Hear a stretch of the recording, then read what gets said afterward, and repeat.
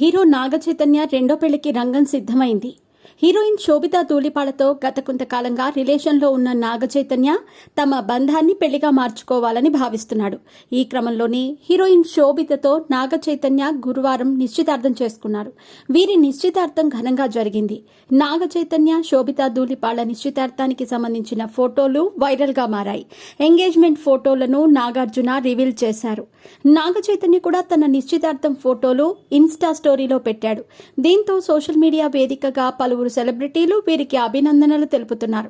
అయితే ఓ వ్యక్తి మాత్రం పతిత కంగ్రాట్స్ అంటూ నాగ చైతన్యను ఉద్దేశించి కామెంట్ చేయటం ఇప్పుడు హాట్ టాపిక్ గా మారింది. ఇలా కామెంట్ చేసింది మరెవరో కాదు, సమంత క్లోజ్ ఫ్రెండ్ ప్రీతం జుగాల్కర్. గతంలో ప్రీతం జుగాల్కర్, సమంత ఇద్దరు ప్రేమించుకుంటున్నారని అనేక కథనాలు వెలిశాయి.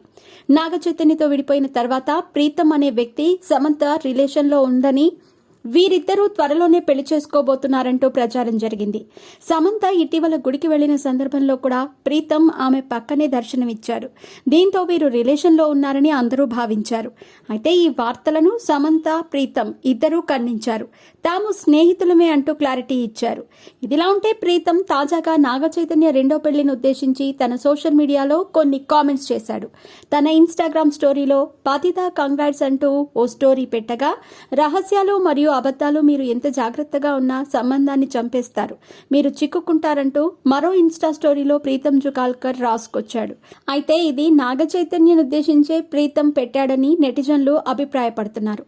తన ఫ్రెండ్ సమంత జీవితాన్ని నాగ చైతన్య ఆగం చేశాడనే కోపంతోనే ప్రీతం జుగాల్కర్ ఇలాంటి పోస్ట్ పెట్టుంటారని నెటిజన్లు భావిస్తున్నారు.